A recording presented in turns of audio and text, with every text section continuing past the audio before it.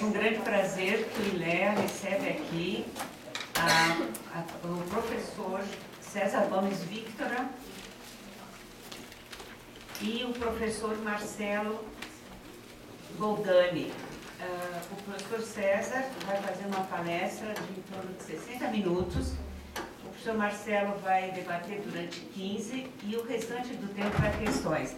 Só que nós temos que chamar a atenção que tem que terminar exatamente 10 para as 4. Por várias razões, né? Então, nós vamos procurar ser o mais objetivos possível nas perguntas. De repente, faz um bloco de perguntas, eles respondem, para poder que todo mundo se manifeste. Eu tenho aqui o currículo do professor, eu tenho certeza que a maioria já sabe, mas eu vou tentar resumir. Tem graduação em Medicina pela nossa universidade, PhD em Epidemiologia de Assistência Médica pela Escola de Higiene e Medicina Tropical da Universidade de Londres, é professor emérito de Epidemiologia na Universidade Federal de Pelotas, atuou como pesquisador ou consultor em mais de 40 países, assessorando a Organização Mundial da Saúde e a Unicef, tem mais de 500 publicações científicas, foi cofundador do programa de pós-graduação em Epidemiologia da Universidade Federal de Pelotas, que atualmente tem o conceito máximo, grau 7, conforme a CAPES, e desde 1996, o grupo que coordena em Pelotas foi designado como centro colaborador da Organização Mundial da Saúde. É professor visitante das universidades de Oxford, Londres e Johns Hopkins, membro do conselho editorial de várias revistas, recebeu vários prêmios e, em 2011, o Prêmio Global de Pesquisa Pediátrica em Denver, nos Estados Unidos. E atualmente é presidente da Associação Epidemiológica Internacional. O professor Marcelo, também graduado pela nossa Faculdade de Medicina, da URGS, especialista em Gerência e Administração de Empresas pela Universidade Federal do Rio Grande do Sul, mestre e doutor em Saúde da Criança e do Adolescente pela Universidade de São Paulo, tem pós-doutorado pelo Institute of Child Health da Universidade de London, professor titular do Departamento de Pediatria da Universidade Federal do Rio Grande do Sul e livre docente da Universidade de São Paulo, membro do corpo editorial do Journal of... e foi editor associado do Pan American Journal of Public Health. O professor vai fazer a apresentação, nós vamos sentar aqui para assistir. Eu vou controlar o seu tempo, professor, para nós podermos aproveitar ao máximo essa oportunidade. Bom, boa tarde a todos. Então, eu vou fazer uma apresentação bem informal, para discutir um pouco assim o que é fazer pesquisa em epidemiologia e um pouco sobre essa interface entre a epidemiologia e as ciências sociais, até mais em função de que eu sei que o pessoal aqui tem vários alunos de antropologia e a minha irmã é uma antropóloga, então eu tenho que sair bem na frente da minha irmã, não posso dizer bobagem. Então, eu vou começar contando um pouco de epidemiologia, que eu acho que é uma área que muitos de vocês têm pouca familiaridade, né? A epidemiologia é o estudo da saúde nas populações, né? A gente descobre quanto tem de uma certa doença, quais as causas da doença, os determinantes, quais os fatores associados com a doença. Mas a epidemiologia é uma ciência, uma disciplina muito prática, né? O objetivo é prevenir e controlar doenças, né? A gente faz pesquisa com um objetivo muito claro de tentar melhorar a saúde da população, certo? Então, a epidemiologia tem várias disciplinas envolvidas nela. Eu, pessoalmente, sou médico, mas ela não é uma disciplina que tem uma profissão só, ela é multiprofissional, como nós vamos ver.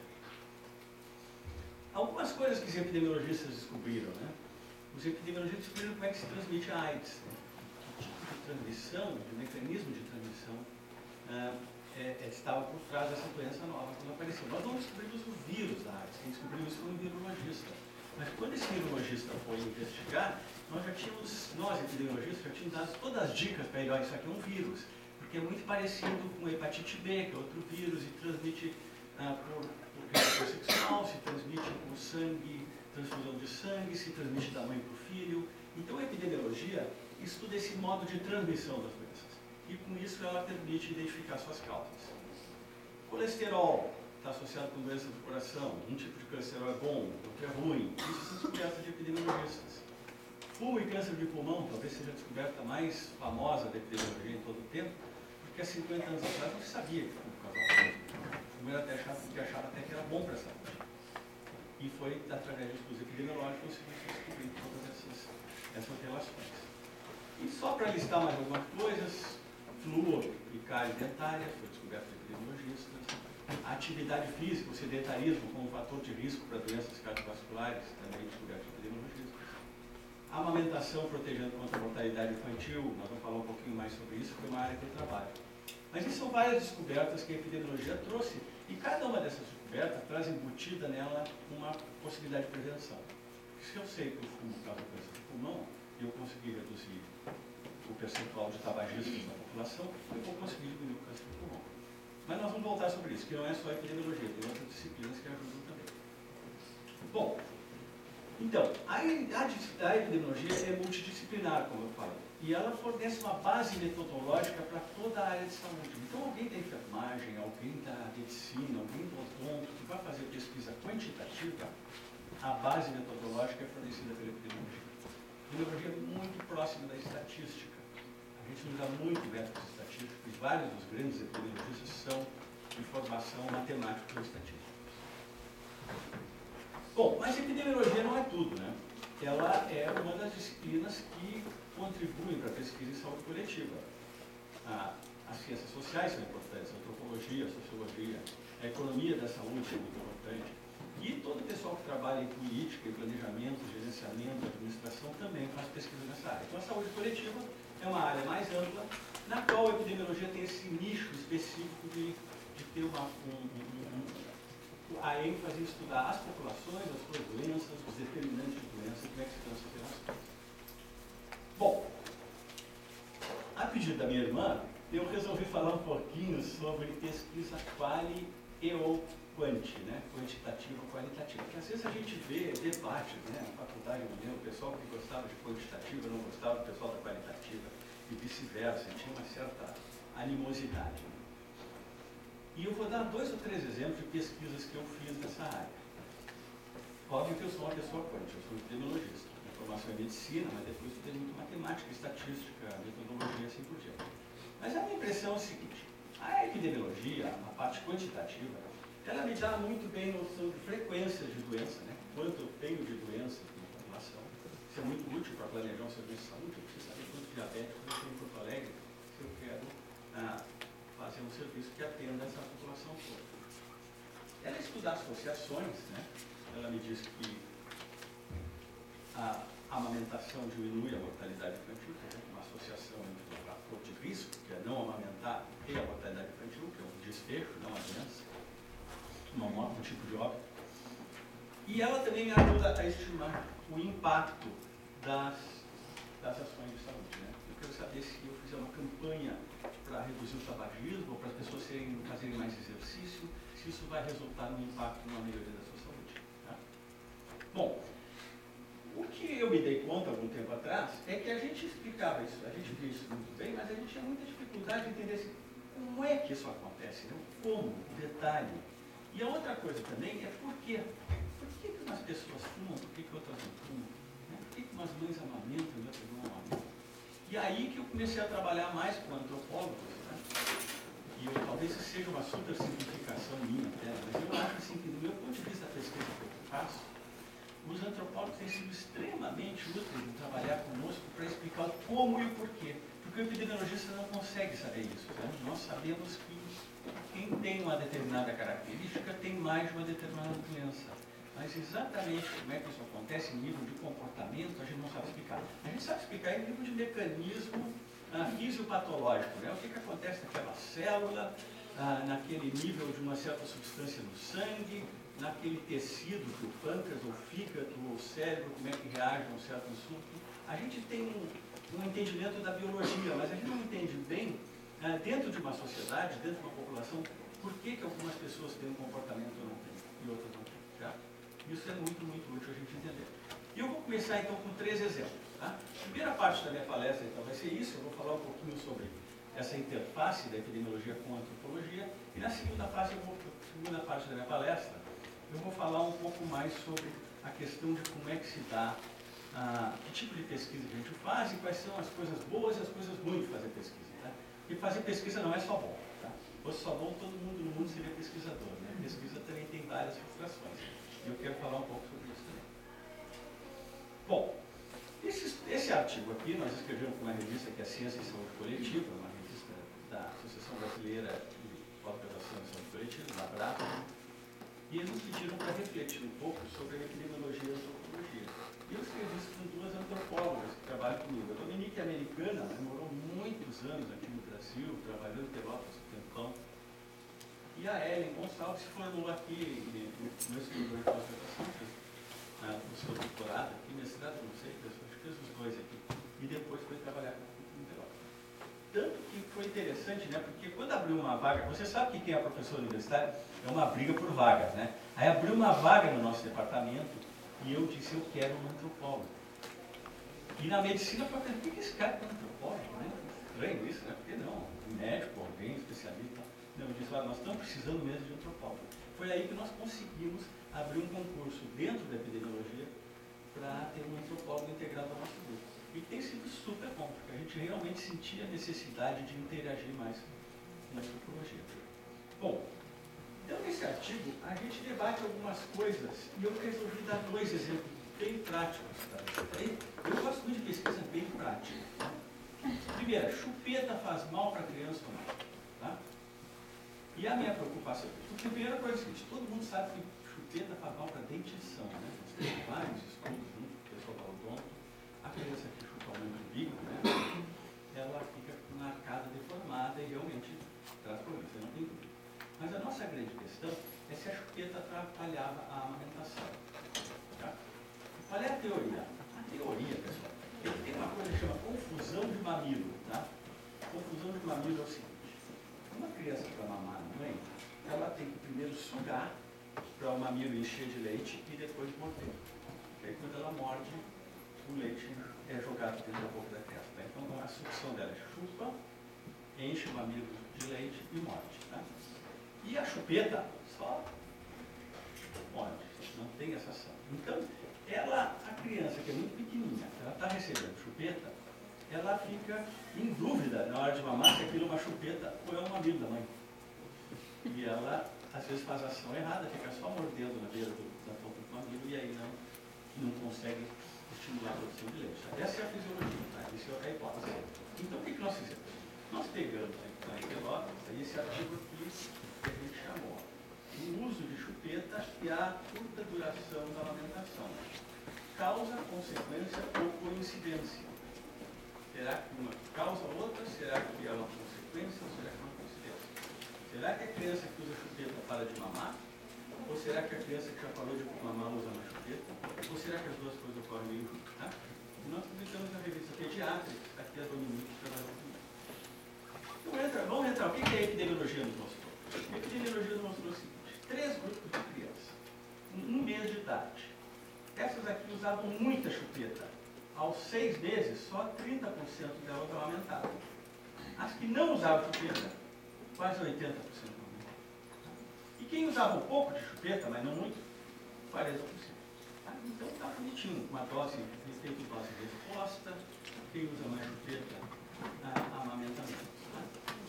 Mas será que é só isso? Aí que entraram os antropólogos. Se fizeram um estudo, então, detalhado, entrevistas com as mães, observações, grupos focais, todas essas técnicas que vocês conhecem, e eles acharam que a coisa era mais complicada um pouco. E isso é que nós dissemos nesse artigo. E diz o seguinte: se a mãe não está bem com a amamentação, se ela não está explícita ou implicitamente satisfeita em amamentar, porque ela pode te dizer que ela está, não, a amamentação é bom, é isso que eu quero, mas ela não está à vontade com aquela amamentação. Ela tende a usar mais a chupeta como um mecanismo. E ajuda, hein? Chupeta funciona, tá? Chupeta, como um meio de fazer a criança parar de mamar, funciona. Por quê? Porque a criança passa um monte de tempo chupando aquela chupeta, não estimula o mamilo da mãe, o leite da mãe seca, e ela, então, para de mamar, tá? Mas a gente achou que isso só acontecia nessa mãe que já queria, porque se a mãe estava confiante, ela ela podia dar chupeta, se ela queria amamentar, ela se dedicava àquela criança. E aí não entra um julgamento de valor, aí não é mãe boa ou mãe má, é que as mães têm diferentes necessidades, diferentes disponibilidades de tempo. E entra a questão de que se ela estava confiante e queria amamentar, mesmo com chupeta ela amamentava. Né?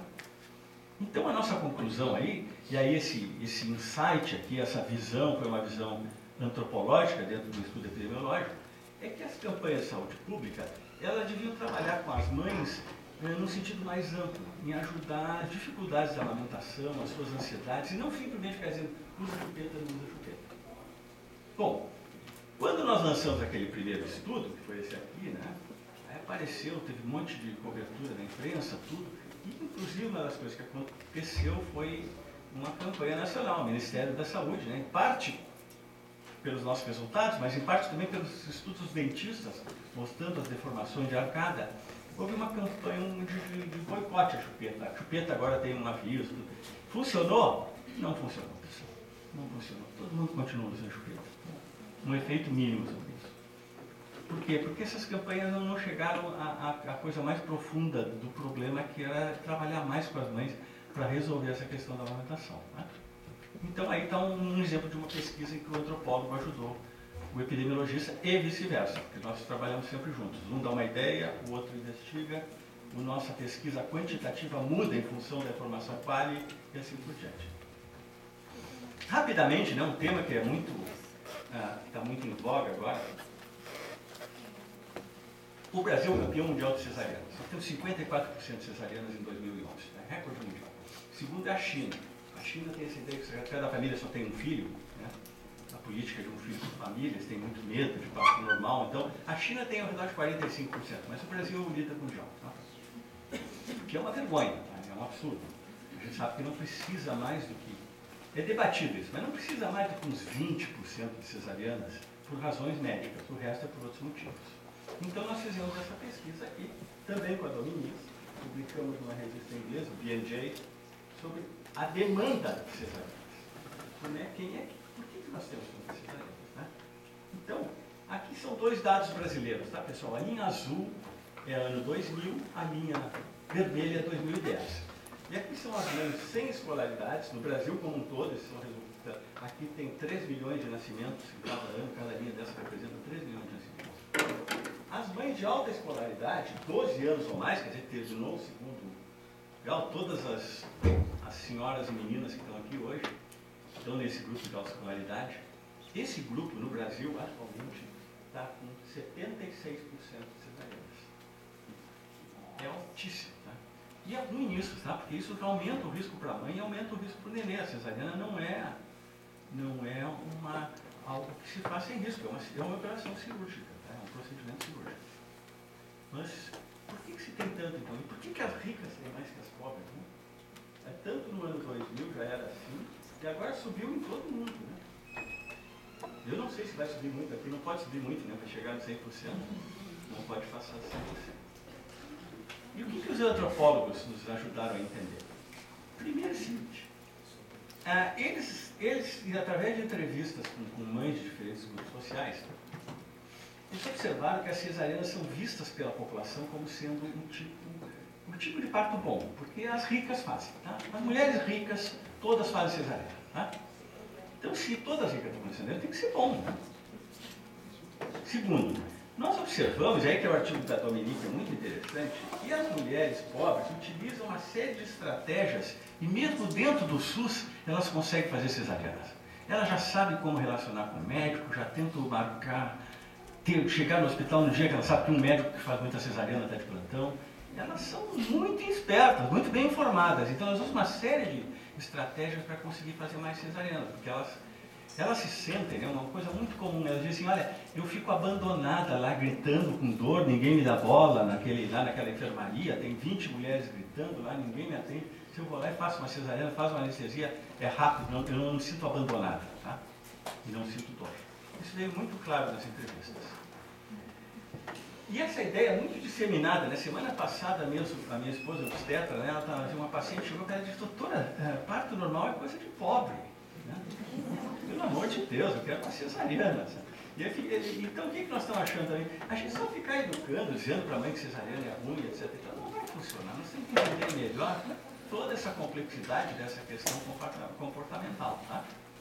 Então, eu só usei esses dois exemplos aqui, pessoal, como exemplo de como a gente pode trabalhar junto com epidemiologia e antropologia. E o que eu acho mais interessante é que uma retroalimentação. Tá? O antropólogo vem com umas ideias, a gente vai lá e faz uma pesquisa, e aí aquela pesquisa dá um dado, e o antropólogo tem outra ideia e volta atrás, e aí ele diz, separa menino e menina, ou separa mãe branca de mãe negra. Vamos ver, e eles, olha, 90% do tempo eles acertam. Eles nos dizem uma coisa, eu vou lá nos meus dados, eu olho e funciona. Né? Então, é uma experiência muito, muito útil. E é por isso que eu acho que essa questão de ficar discutindo quali e quanti é uma questão irrelevante. Eu acho que os dois são úteis, cada um tem sua contribuição, e quando os dois trabalham juntos, são mais úteis ainda. Tá? Pelo menos na pesquisa em saúde coletiva. Bom, então tá. Então essa é a primeira metade da minha palestra, que eu fiz 15 minutos. 20, tá. Então a segunda metade, mais 20. Daí dá mais tempo de debate. Então veja bem. E aí esse dia, então, eu já faço pesquisa há muito tempo, tá? Eu formei em 76. Tá? E já fui meio direto para pesquisa, trabalhei como médico comunitário há alguns anos, mas já com interesse em pesquisa. E aí esses dias eu parei e fiquei pensando assim, para que eu faço pesquisa? Que tipo de pesquisa que eu faço? Eu acho que tem 3 grandes tipos, tá? O primeiro é uma pesquisa acadêmica, que eu quero avançar o conhecimento da medicina, da saúde coletiva. A segunda é uma pesquisa de denúncia, tá? Que eu quero promover mudanças na sociedade. E o terceiro é uma pesquisa operacional. Eu quero fazer coisas práticas, eu quero melhorar um programa de saúde, eu quero avaliar um programa para ver se está funcionando, eu quero ajudar a planejar um programa. Eu vou dar um exemplo de cada, tá? E depois no fim a gente vai voltar para discutir aqui as vantagens e as desvantagens.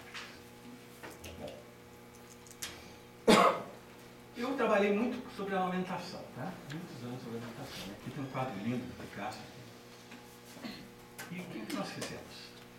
Nesse estudo, nós estávamos identificando até que ponto a amamentação protegia contra uma série de doenças. Porque a pesquisa acadêmica, ela ajuda a identificar novos fatores de risco, né? Ela ajuda a testar novos medicamentos ou vacinas, e também avaliar novos métodos de diagnóstico. Essa pesquisa, um exemplo foi esse estudo que nós fizemos aqui em 1985, faz muito tempo, tem gente aqui que não tinha nascido ainda. Tinha muita diarreia no Brasil, sabe? Era uma das principais causas de mortalidade infantil a crianças, principalmente crianças pobres, com más condições de higiene, de saneamento, morriam muito por diarreia. Hoje em dia, graças a Deus, não morre quase ninguém por diarreia no Brasil. Então, o que a gente fez? Pegou todos os óbitos de crianças que ocorreram em Porto Alegre e Pelotas, foram mais de 2.000 óbitos, e achamos 357 que foram por doenças infecciosas. E esses 357 óbitos, a gente pegava uma criança vizinha, viva, que era o controle, tá? O epidemiologista, a gente está sempre comparando, né? O epidemiologista adora a comparação. Eu tenho até uma piada assim, pergunta para o epidemiologista, como é que foi a tua mulher? Ele diz, comparada com quem? Pode ir mal.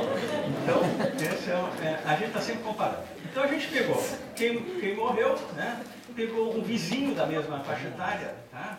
Que estava vivo, e aí viu que quem morreu tinha mamado e o vizinho também tinha mamado, né? E aí a gente fez uma série de ajustes para falar, porque a gente chama de fator de confusão, renda, escolaridade da mãe, número de irmãos, um monte de coisa, a gente fez uns ajustes estatísticos aí. E aí publicamos esse estudo. Eu ainda me lembro hoje, porque esse foi o primeiro grande estudo que eu fiz. E quando eu fiz esse cálculo aqui, eu achei que estava errado. Eu achei que eu tinha errado a minha conta. Porque isso aqui é uma coisa que eu chamo de risco relativo. Tá? Quer dizer, relativamente a quem mama, que o risco é 1, quer dizer, 1 não está aumentado, quem mama e já tomava outro leite de vaca ou leite em pó, morria 3,6 vezes mais, 4 vezes mais. E quem já só tomava outro leite morria 14 vezes mais. Tá? Eu achei que eu tinha errado as contas, não pode ser 14 vezes, é muito alto. Fiz de novo, era isso mesmo. Tá? Bom, e então isso foi muito, muito forte. Nessa época não tinha essa noção tão clara de que amamentar era importante, e também não tinha a noção clara de que uma criança amamentada até os 6 meses de idade, a gente não deve dar nem água, nem chá, nem nada. E só o leite materno é suficiente. Né? Essa noção não existia naquela época. Então, meus filhos que nasceram nessa época recebiam leite, chazinho, recebiam leite materno, mas chazinho, água, suco, etc. Tá? Porque a gente não sabia disso. Bom, aí nós publicamos nessa revista aqui, eu estou colocando uma coisa ali em cima que depois eu vou entender, explicar para vocês, tá? Nós publicamos a revista Lancet, que é uma revista super conhecida, tá? Difícil de publicar. O epidemiologista publica artigo, tá, pessoal? A gente escreve muito pouco livro, muito pouco capítulo de livro também. Eu já sei que é bem diferente das ciências sociais. Isso aqui gera todo um debate na bibliometria, né? Como é que eu comparo um epidemiologista com um sociólogo, né? Eu sei lá, eu tenho 500 artigos publicados, mas o sociólogo pode ter um livro que é muito mais influente que meus 500 artigos. Então, como é que se compara isso? Mas a nossa métrica na epidemiologia e na parte de medicina, em geral, é citações, tá?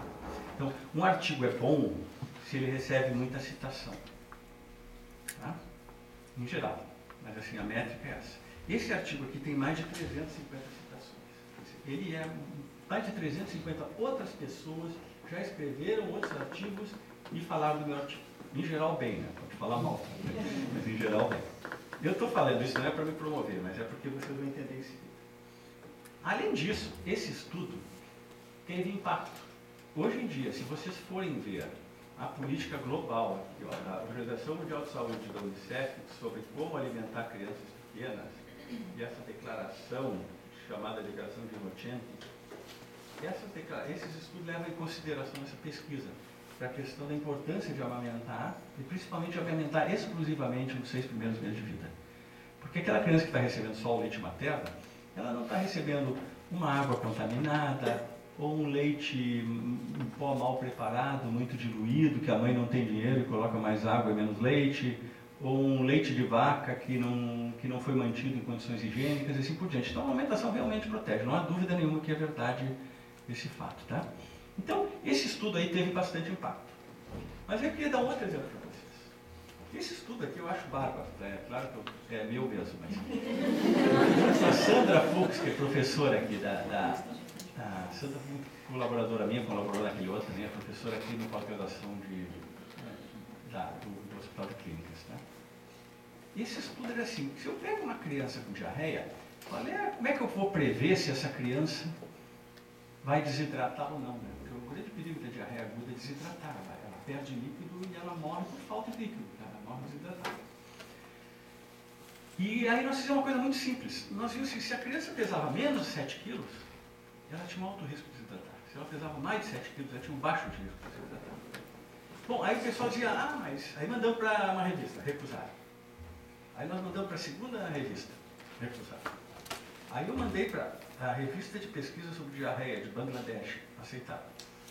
A terceira tentativa, tá? Não é uma revista ruim, não. A gente tem preconceito contra a Bangladesh, por uma revista de Bangladesh, mas tem muita diarreia em Bangladesh. Eles entendem do assunto, tá? Eles realmente entendem do assunto.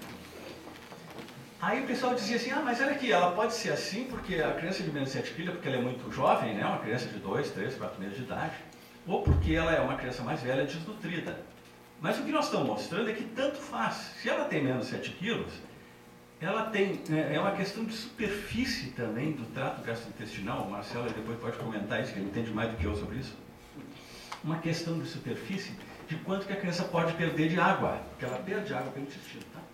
Então, eu, modestamente, eu estou dando isso para um exemplo de pesquisa acadêmica, tá? A gente publica e só tem uma citação, tá?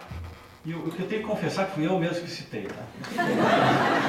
Então, eu fico pensando, poxa, eu fiz toda essa pesquisa e ninguém leu, né? Então, é por isso que a pesquisa acadêmica, pessoal, ela tem todas essas, ela tem vantagens e desvantagens, tá? A vantagem, então, que ela é intelectualmente estimulante, né? Ela contribui para o meu avanço profissional hoje em dia. Eu sou pesquisador do CNPq, porque eu tenho vários artigos publicados. Promove o pesquisador, mas ela pode influenciar ou pode não influenciar nada. Essa pesquisa dos 7 quilos aí não influenciou nada. A outra influenciou. E as desvantagens são isso. Às vezes a gente publica e ninguém lê, né? E às vezes não tem nenhum resultado prático. Tá? Então, essa é a pesquisa acadêmica. Tá? Pode fazer diferença, pode não fazer. Bom, vamos falar dos outros tipos de pesquisa, que como vocês vão ver, cada uma delas tem vantagens e tem desvantagens. Né? A pesquisa de denúncia é o seguinte, é uma pesquisa que tenta denunciar a coisas que estão erradas com a nossa sociedade, ou mostrar problemas de saúde importantes. Por exemplo, eu posso divulgar um novo problema de saúde, está aumentando a obesidade na população brasileira. Eu posso demonstrar iniquidades, que são desigualdades que são injustas em termos de gênero, de raça, de classe social. E posso também olhar assistência médica, como é que a nossa população está usando o sistema de saúde, quem é que consegue usar, quem é que não consegue. Então, é uma pesquisa de denúncia. Essa pesquisa, ela lembra muito o caráter social da epidemiologia. A epidemiologia sempre foi dentro da medicina social, aquela área da medicina que se preocupa com a população e não apenas com os indivíduos. E a gente tende a sempre ter essa tradição social muito forte, que aliás é mais uma coisa que nos aproxima das ciências sociais. A medicina, em geral, a epidemiologia é muito engajada. E aí eu vou contar para vocês então alguns resultados desse estudo. Quando esse estudo nós começamos em 1982 em Pelotas, nós pegamos todos os nascidos naquele ano, foram 5.914 crianças que nasceram em Pelotas. E estamos acompanhando até hoje. Nós acabamos de fazer o acompanhamento de 30 anos. E com 30 anos nós conseguimos achar 68%, examinar 68% desses 6.000 pessoas, que é muito alto. Conseguimos, uma série de motivos. Até Pelotas o pessoal não muda muito de Pelotas, muita gente fica por lá mesmo. Mas mesmo os que mudaram, a gente foi atrás e trazia e fez um esforço muito grande. Então é uma das maiores pesquisas desse tipo de país em desenvolvimento. Fora dos suecos e dos ingleses, que têm pesquisas muito boas, até porque é mais fácil seguir pessoas na Suécia do que numa favela de Pelotas, mas a gente conseguiu ir bem com isso. E essa pesquisa, o nosso livro, aliás, que a gente publicou em 86, chamava Epidemiologia da Desigualdade. Porque o que mais chamou atenção nessa pesquisa foi a desigualdade social. E aqui, olha só, em 1982, essa linha preta, família com até um salário mínimo, a mortalidade infantil era 80 por mil. Isso é muito, muito alto. E a família mais rica, em 82, era cerca de 15 por mil. E aí, em outros anos, nós fizemos outras pesquisas parecidas. Vamos ver essa aqui, a linha de 2004. Em 2004, o mais pobre morria 35 por mil e o mais rico não morreu ninguém. Então, sempre persistiu. Caiu, melhorou para todo mundo, Isso é outra coisa importante. Melhorou, mas persiste a diferença. Outra coisa que a gente estuda muito junto com os antropólogos também, eu sei que tem gente que está interessada nisso, gravidez na adolescência. Às vezes a gente joga, gravidez na adolescência atinge todas as classes sociais. Espera aí, aqui essa menina é da corte, E o pai da criança é da corte também. E ela que sugeriu essa foto. Tira uma foto minha com a foto do meu namorado, Aí, olha só. Nós pegamos em 2000 essas crianças, que agora já são adultos, que nasceram em 82, em 2000. 20 e pouco por cento das meninas mais pobres, com um salário mínimo ou menos, ao nascer, já tinham engravidado, nas mais ricas era 3%. Então, uma diferença muito, muito grande. É outra pesquisa de denúncia, Gravidez na adolescência é um fenômeno que está ocorrendo predominantemente nesses grupos mais pobres. Eu só queria falar uma coisa rápida, porque a gente no Brasil às vezes tem uma tradição assim, o Brasil está ruim, nosso sistema de saúde é uma droga, não sei o quê. Não é nenhuma maravilha, assim, mas a gente tem feito muito, muito progresso, e a gente já está muito melhor do que outros lugares. Então, agora há 2 anos, nós publicamos um volume inteiro dessa revista, aquela que eu falei de novo, em que a gente olha sobre a gente discute a situação de saúde no Brasil, E agora até com essas crises, com manifestações, mais médicos, menos médicos, Toda essa história. Eu tenho um amigo muito divertido, que ele é um pediatra, ele diz assim, o Brasil tem cesariana demais, quem é que faz cesariana? Médico. Então o Brasil tem que ter um programa menos médicos, que vai resolver a cesariana. Mas eu não chego a concordar com ele. Mas assim, então vejam bem, o que a gente dizia lá? Isso aqui foi em 2011. Em última análise, o desafio é político, exigindo o engajamento contínuo da sociedade brasileira como um todo para assegurar o direito à saúde de todos os brasileiros. Então, hoje em dia, essas manifestações, essa insatisfação com a qualidade do sistema único de saúde reflete isso. Mas, embora a gente possa ser crítico ao sistema único de saúde, ele, em muitos sentidos, foi um grande, grande avanço. Né? E quando é que a gente vê isso? Olha aqui a mortalidade infantil no Brasil, como é que era. Em 1991, o azul aqui é onde estava o mais rico da população. Os 20% mais ricos tinham uma mortalidade infantil de 30 por mil. E os mais pobres, quase 100 por mil. A largura dessa barra mostra a desigualdade. 10 anos depois, assim, o rico melhorou, mas o pobre melhorou muito também. Tá? Então o Brasil teve grandes avanços em saúde. E para mim o mais impressionante de tudo é isso aqui. Isso aqui, a gente fez o mesmo estudo, a gente pegou os déficits de altura. Então uma criança baixinha, uma sociedade onde tem muita criança baixinha em altura em relação ao que seria esperado, é uma sociedade onde tem subnutrição, onde a alimentação é ruim, onde tem muita infecção. Tá? Então a altura das pessoas, das populações, tá? Não dos indivíduos, que ela pode ser baixinho e saudável, mas uma população toda que é baixinha é que ela tem problemas sérios de saúde. Tá? Então, em 1974 foi a primeira pesquisa brasileira sobre saúde. 60% dos mais pobres tinham déficit de altura, eles eram patologicamente baixinhos, sabe? Muito baixinhos. E os mais ricos era 20%, 18%. Cada pesquisa que foi feita no outro ano foi diminuindo, e quando a gente chega agora, na última pesquisa, que foi 2006, 2007, é 10% dos mais pobres e cerca de 4% dos mais ricos. Então, houve muita melhoria. Nós não temos aquela diferença entre pobre e rico, em termos de saúde da criança, pelo menos, que a gente tinha há 20, 30 anos atrás. Né? Por isso que eu queria dizer que é uma pesquisa de denúncia. A pesquisa de denúncia não precisa dizer que a coisa está ruim. Ela está mostrando que algumas coisas estão melhorando. Né? Bom, outras coisas estão piorando. Né? Olha as crianças pelotenses, o que está acontecendo com a obesidade infantil. Né? Nós tínhamos 6,9% de crianças obesas na primeira coorte, de 82, e agora nós estamos com 12%. Então, a obesidade é uma epidemia que está assolando o Brasil, e começa na infância. E vai ter consequências sérias sobre doenças crônicas. Né? Então, isso aí é uma pesquisa de denúncia. O que eu penso sobre pesquisa de denúncia? Como é que eu reflito sobre isso?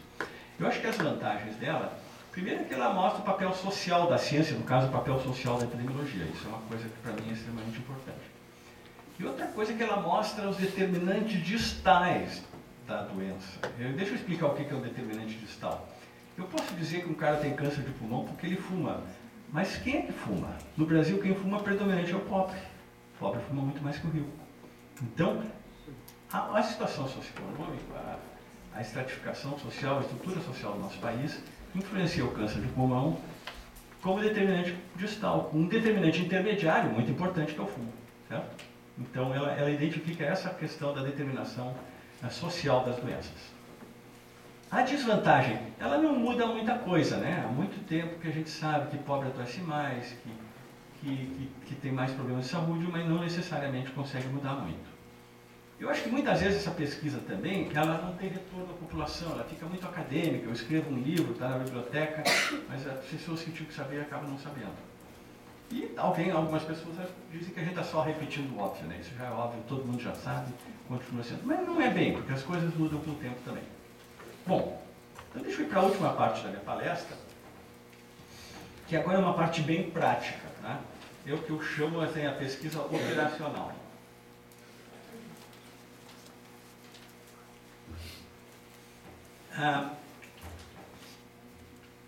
Quem é usuário do nosso sistema de saúde vai em qualquer unidade de saúde e tem uma carteira de atenção da criança. Né? Eu não sei se ele volta e meia muda a capa, ela fica mudando, o pessoal da enfermagem deve saber melhor que eu. Mas uma das funções dessa caderneta é ter todos os dados dessa criança, né? Inclusive as curvas de crescimento. Nós vamos falar um pouquinho sobre isso. Então, na pesquisa operacional, eu meço o nível de saúde. Tá? O prefeito de Porto Alegre, o secretário de saúde de Porto Alegre, quer saber quantos diabéticos tem em Porto Alegre. Eu faço isso antes. Eu faço uma pesquisa e vou dizer para ele, olha, em Porto Alegre tem 100 mil diabéticos. Nós temos que fazer um tratamento para isso. Tá? Não chega a 100 mil, mas uns 50 mil sem dúvida tem. O diabetes é uma incidência crescente na nossa população. Então eu meço quanto tem de uma doença. Outra coisa que é interessante, eu desenvolvo padrões de normalidade. Quer dizer, eu vou dizer se uma criança de 1 ano ela ter 5 kg de peso é normal ou é anormal. Se for anormal, eu tenho que fazer alguma coisa. Então a gente trabalha nessas curvas de determinação de normalidade. A mesma coisa com o exame de sangue. Eu faço o exame de sangue, meu colesterol deu 220 total. Isso é bom ou é ruim? Eu tenho que comparar com algum padrão, certo? Eu avalio o programa de saúde. Eu quero saber se o programa está funcionando bem ou não. E eu testo a efetividade de um medicamento, de uma vacina, de uma campanha educacional no nível populacional, né? Tanto pode ser um teste de uma vacina, como saber se a lei seca diminuiu a mortalidade por acidente de trânsito. É uma pesquisa epidemiológica que eu posso fazer. E tem gente fazendo. Tá? Então, deixa eu dar 2 exemplos aqui. Tá? Essa pesquisa aqui, nós participamos dentro de um projeto multicêntrico da Organização Mundial de Saúde. Então, Pelotas, Gana, Oman, Índia, Noruega, Estados Unidos. 600. E nesses 600, nós ajudamos a coordenar a pesquisa. Então, nós começamos a pesquisa aqui em Pelotas e depois o pessoal veio aqui, foi treinado para fazer a mesma pesquisa. Era para saber como é o crescimento normal de crianças amamentadas, viu, pessoal? Muito importante isso. A criança amamentada cresce um pouquinho diferente da criança não amamentada. Então, se a gente vai fazer uma curva de crescimento para ser usada na humanidade, a gente tem que usar o método natural de alimentação, que é a criança amamentada. Então, em cada país nós selecionamos crianças com bom nível socioeconômico, tá? Não pode ser criança de baixo nível socioeconômico, porque elas não crescem direito, elas têm muita infecção, a alimentação não é boa e assim por diante. Mas todas crianças de bom nível socioeconômico, pegamos as mães das crianças e a gente mediu elas muitas vezes, tá? Do nascimento até os 5 anos de idade. Foi uma pesquisa super intensiva. E aí saíram essas curvas, tá? Essa curva aqui é para meninos de altura por idade. Na caderneta da criança do Brasil tem uma curva parecida. Tá? E o interessante dessa pesquisa é que hoje em dia ela é adotada por mais de 140 países. Né? Se uma criança vai no seu pediatra na Inglaterra, nos Estados Unidos, ela é avaliada com essa curva. Que é um estudo internacional, mas no qual nós tivemos uma participação aqui. Tá? Então esse é o tipo da pesquisa que deixa o pesquisador muito contente. Estão usando o meu resultado, está servindo para alguma coisa. Né? Então essa pesquisa operacional também ela tem vantagens e tem desvantagens. Tá? Ela pode dar uma mudança bem palpável, né? No caso, ela mudou uma curva, o mundo inteiro está usando a nossa curva.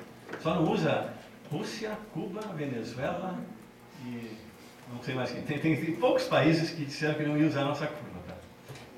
Porque eles acham que as crianças deles são diferentes. Mas o resto dos países, inclusive a Europa inteira, está usando a nossa curva. Tá? Então dá uma mudança palpável, né? Eu acho que ela é estimulante, essa pesquisa, que a gente tem que aplicar o nosso conhecimento, fazer uma coisa bem prática e simples. E outra coisa, ela é fácil de financiar, né? Pesquisa é cara, né, pessoal? Uma pesquisa grande em epidemiologia, ela sai muito cara. E uma pesquisa que é de interesse, por exemplo, da Organização Mundial de Saúde, como essa, ela é mais fácil porque a gente consegue o dinheiro mais facilmente. Claro que tem algumas desvantagens. Nem sempre eu posso escolher como fazer a pesquisa, ela é meio ditada de cima para baixo, é uma pesquisa encomendada. Né? O resultado pode ser ignorado, pode ser distorcido. Eu já fiz algumas pesquisas que eu achei uma coisa, mas quem encomendou disse que era outra. Eles distorcem. Tem 10 resultados, não dá nenhum impacto no 9, e num dos resultados dá um impacto. Aí só sai no jornal aquele que deu impacto. Então ela pode ser distorcida também. E outra coisa é que eles não contribuem muito para o avanço profissional, porque esse tipo de pesquisa não dá muita publicação. A gente faz um produto, né? É quase que uma tecnologia, é quase que inovação. Quase que não é mais inovação do que pesquisa. Então, ela não contribui tanto para o avanço profissional. Bom, então eu estava contando para vocês, né, que tem 3 grandes tipos de pesquisa. No meu ponto de vista, a acadêmica, a operacional e a de denúncia, mas também tem uma interface, né? Às vezes a gente faz uma pesquisa de acadêmica que tem um componente de denúncia, ou operacional que tem um componente acadêmico, e assim por diante, né? E eu queria, como é um grupo aqui que é ligado às ciências sociais, eu só queria lembrar o seguinte, que o componente qualitativo ele pode contribuir dentro dos 3 enfoques, né? Mesmo que seja uma pesquisa predominantemente epidemiológica, ela tem um componente qualitativo que pode ser extremamente importante, que pode nos ajudar tanto na pesquisa acadêmica quanto na pesquisa operacional e na pesquisa de denúncia também. É isso que eu tinha para apresentar, queria agradecer a oportunidade.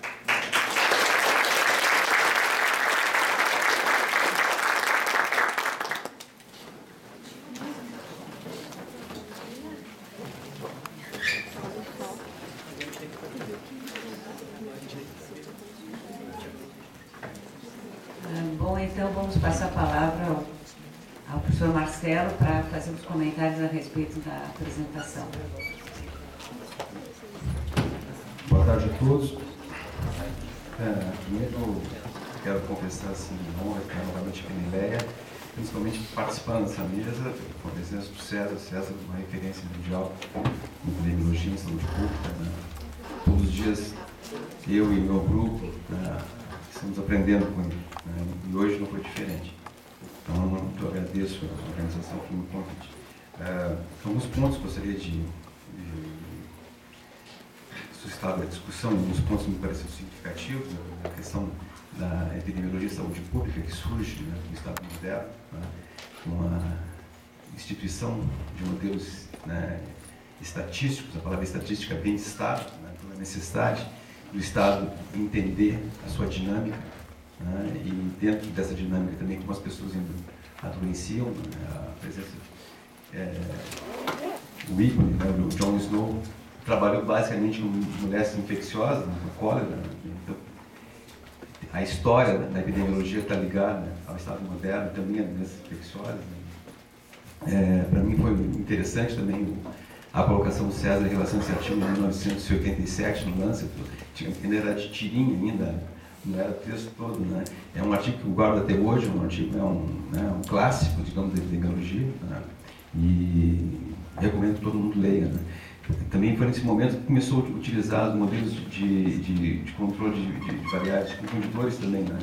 E foi pioneiro nessa revisão logística, né? Eu trabalhava com o Borra em relação a isso, foi muito legal o trabalho, foi um trabalho extremamente inovador, tanto do ponto de vista da mensagem, dos resultados que foram colocados, mas a metodologia foi uma metodologia inovadora, né? E influenciou depois, mais tarde, toda uma geração de modelos estatísticos de investigação em epidemiologia. Isso foi uma coisa bacana. Quando eu li o artigo, eu disse, como é que ele fez isso? Né? Qual é o programa que utilizou naquela época? Nós não tínhamos nem computador para fazer direito essa análise. Então foi uma coisa interessantíssima. Em relação à questão do quanti-quality, eu estou lendo um cara agora, o Von Wright, que é um filósofo finlandês, mas ele substituiu o Bernard Einstein em Oxford. Então ele trabalha no livro dele basicamente assim, determinismo e causalidade. Tá? Então ele discute assim que as pessoas fazem perguntas do ponto de vista teleológico, né? Teleológico, né? O porquê, e o epidemiologista responde em termos de causalidade, por isso. E existe uma dissincronia entre a questão e a resposta. Né? Quando ela coloca, porque nós epidemiologistas, só deixar um esclarecimento bem aqui, claro aqui, eu não sou epidemiologista, né? Existe um problema comigo. Os pediatras dizem que eu sou um excelente epidemiologista, já os epidemiologistas dizem que eu sou um pediatra, né? Ninguém sabe muito bem. Mas, de qualquer forma, essa questão da dissintonia entre a pergunta e a resposta, né? Ele coloca bem e a necessidade de costurar essa dissincronia, aproximar essas diferenças. E aí eu penso que é fundamental outras pessoas participarem, outros olhares estarem presentes, como o pessoal da antropologia e da filosofia, enfim, né, das ciências sociais, que permitam, né, amansem a fúria do epidemiologista de trabalhar com números, né, e com fatores de risco, enfim, né, todo esse arsenal que nós temos, né, o pessoal da estatística também utiliza muito, né, que nos dá uma resposta, em certo ponto, superficial em relação ao fenômeno. Tem questões muito mais profundas que só a partir dessa contribuição de outras ciências, de outros olhares, podem serem esclarecidos. Então, isso é uma questão que me parece fundamental e a gente vai ter que incorporar seguidamente esses profissionais em relação a isso. Em relação ao que falaste sobre o parto, o bom parto, né, eu digo assim, hoje em dia, para nascer de parto normal em um hospital público, aliás, privado de Porto Alegre, é só quando o obstetra chega atrasado. Então, o cara chegou lá e diz, já nasceu, doutor, perdi a cesárea. E tem mas aí tem uma outra questão que me parece, falar assim, a paciente já está demandando o parto, e é verdade, né? Hoje, essa associação do parto cesáreo, né, com um melhor parto, um parto que traz vantagens em relação ao parto normal, menos dor, tem menos complicação, pelo menos isso, né, é o que é dito, faz as pacientes, as mães, né, demandarem, as gestantes demandarem pelo parto.